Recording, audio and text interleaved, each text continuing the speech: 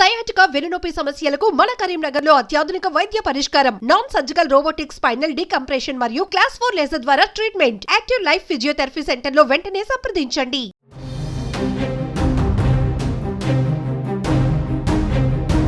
So ప్రస్తుతం మనం Karimnagar government hospital post mortem దగ్గర ఉన్నాము. మీకు కూడా బాధ అనిపించి కళ్ళకి నీళ్ళు వచ్చిన సిచ్యువేషన్ కేసెస్ ఉన్నాయా? చిన్న పాప అయితే బాగా అనిపిస్తుంది. రోడ్ల మీద పడేసి పోవడం అట్లాంటి కొంచెం బాధ అనిపిస్తుంది.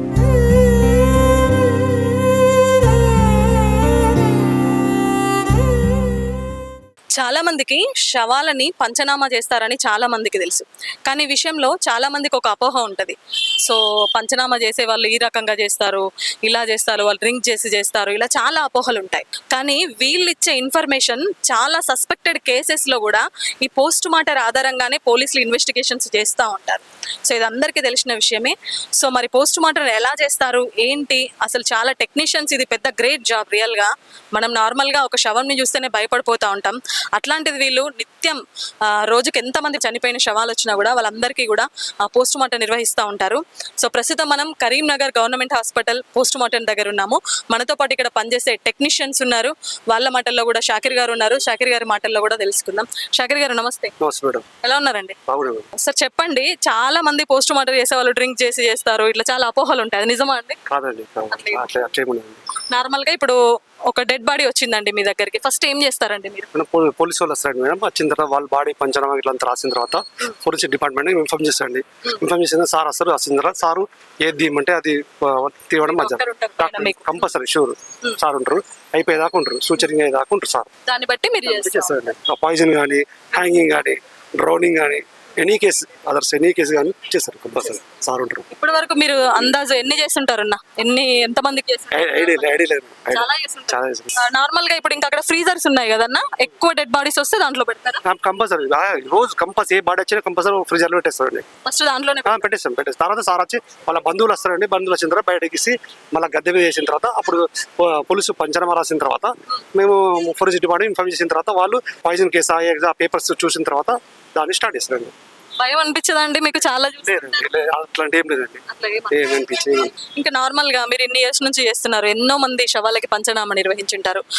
చాలా అప్పుడప్పుడు చనిపోయి 3-4 రోజులు అయిన తర్వాత కూడా మళ్ళీ ఏదో సస్పెక్టెడ్ కేసు అయితే మనం శవం తీసి మళ్ళీ తీసుకొచ్చి చేస్తుంటారు, పురుగులు పట్టిన స్థితిలో కూడా. ఎలా అనిపిస్తుంది అండి అప్పుడు? ఏం చేస్తారు అప్పుడు? ఏం చేయండి, కెమికల్స్ వాడతారా? కెమికల్ ఏమి వాడరు. దానికి మామూలు డెటాల్స్ వేసి అది చేస్తారు. ఆర్గన్ చేయడానికి దానికి అవసరం ఉంటే ఫార్ములిన్ అట్లాంటి కెమికల్స్ వాడి అంటే ఆర్గన్స్ పంపించడానికి RFSL నుంచి అటు పంపిస్తారండి. హైదరాబాద్, వరంగల్, కరీంనగర్ ఎక్కడైనా పంపిస్తారండి. అది డాక్టర్ గారు చూస్తారు. చూసిన తర్వాత ఆర్గన్స్ ఇది తీయమంటే తీసిన తర్వాత అది ఫార్ములా ఇస్తారు. కొన్ని అవైలబుల్ కొన్ని ఏ విధంగా ఏ వేయాలో డాక్టర్ గారు చెప్తారు. దాన్ని బట్టి ఫాలో అవుతారండి. మీరు ఎన్నో కేసెస్ చూస్తుంటారండి. ఏదైనా కేసు చూసినప్పుడు బాగా బాధపడిన సందర్భాలు, అబ్బాయి ఇలాంటి కేసు చూడలేము అని మీకు కూడా బాధ అనిపించి కళ్ళకి నీళ్ళు వచ్చిన సిచ్యువేషన్ కేసెస్ ఉన్నాయా? చిన్న పాప అయితే బాగా అనిపిస్తుంది. చిన్న పాప ఇట్లా రోడ్ల మీద పడేసి పోవడం అట్లాంటి కొంచెం బాధ అనిపిస్తుంది. థ్యాంక్ యూ అండి, థ్యాంక్ యూ. సో చూస్తున్నారు కదా టెక్నీషియన్స్ మాటలు. మనము నార్మల్గా ఒక శవం దగ్గరికి, ఎవరైనా చనిపోయిన వాళ్ళ దగ్గరికి వెళ్ళాలంటేనే చాలా భయపడతా ఉంటాం.